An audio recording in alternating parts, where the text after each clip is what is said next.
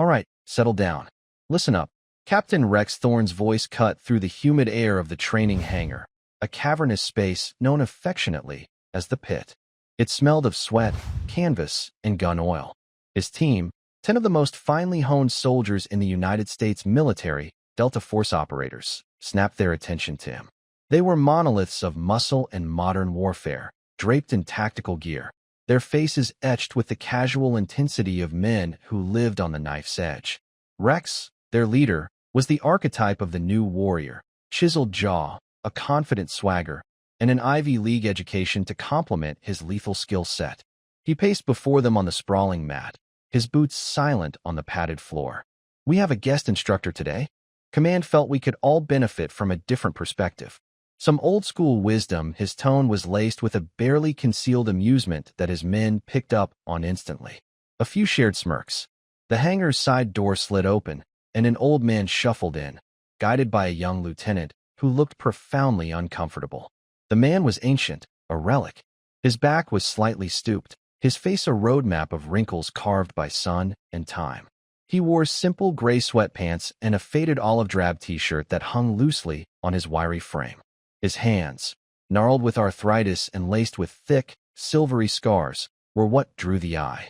They looked like the roots of an old oak tree, weathered but immensely strong.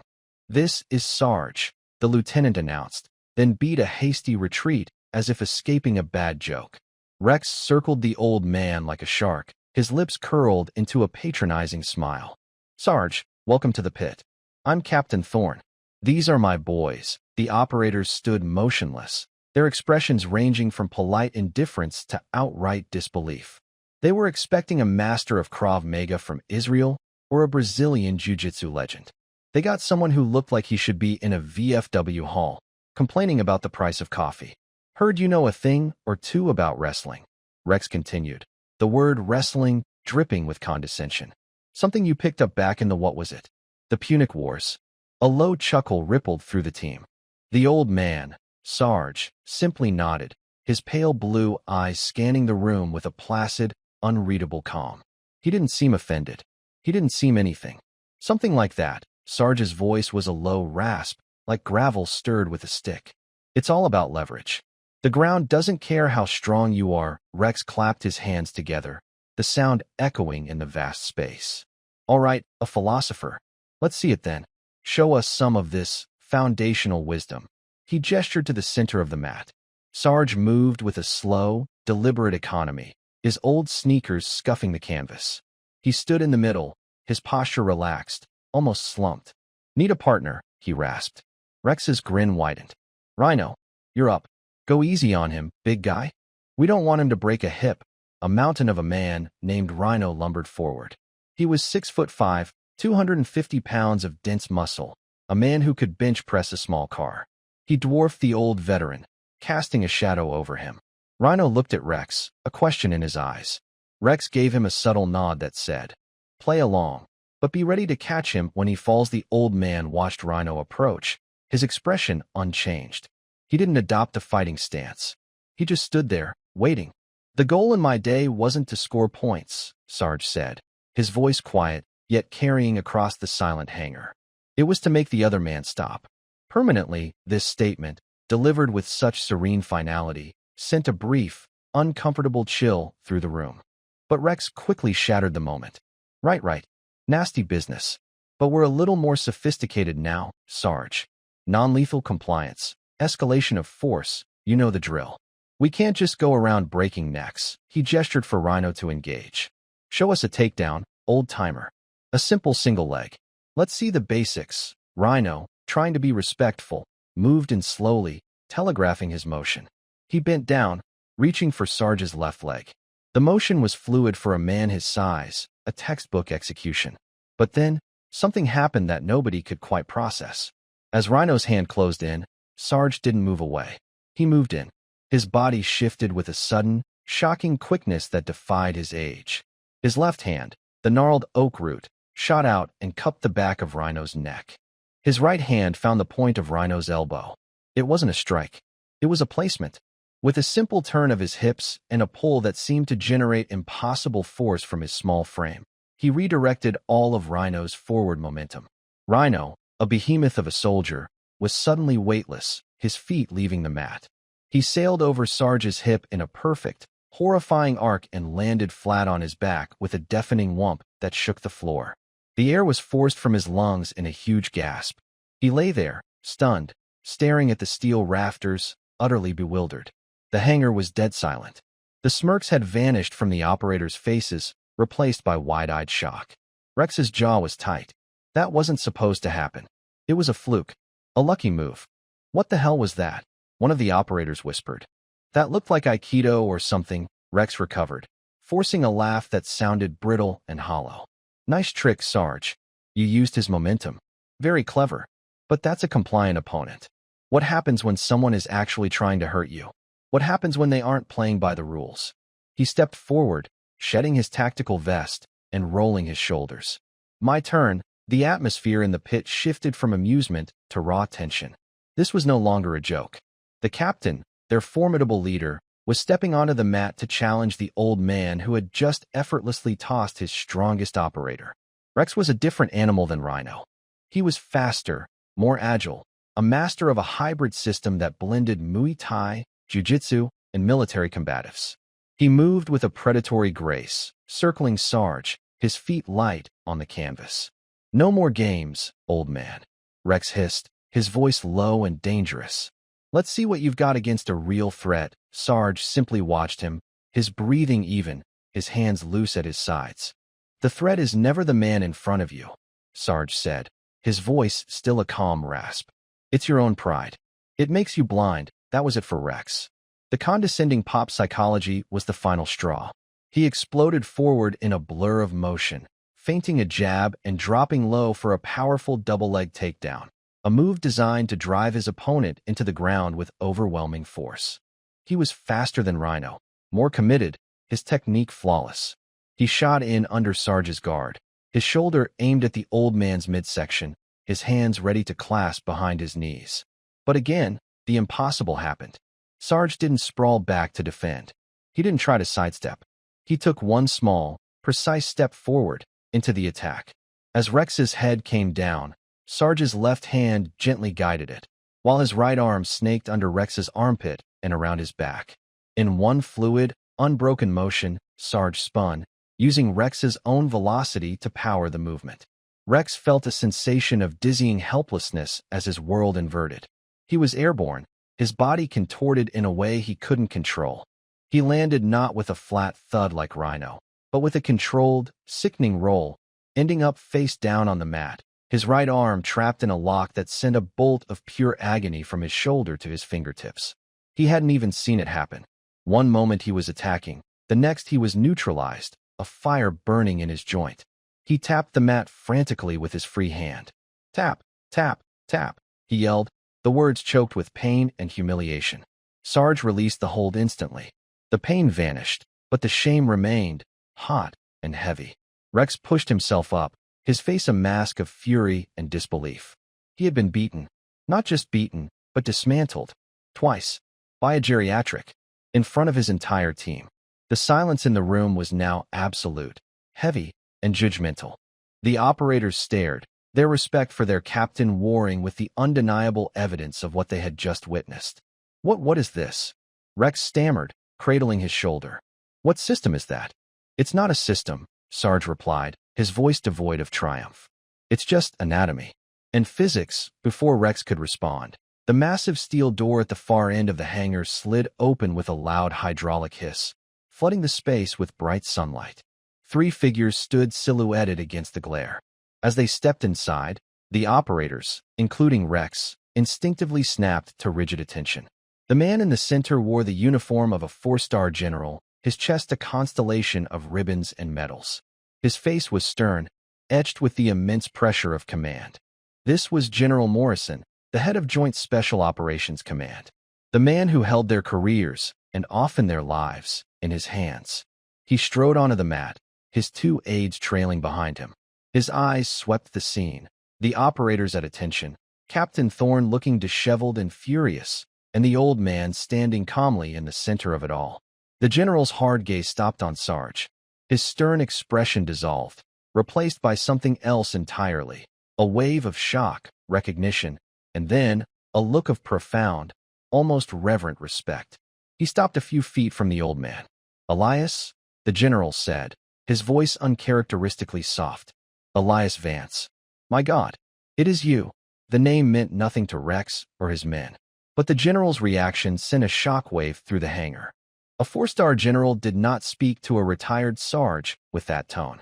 General Morrison took another step forward and, to the utter astonishment of every operator present, extended his hand, not for a handshake, but palm up, in a gesture of deference. "Sergeant Major," the general said, his voice now booming with authority, yet still colored with awe.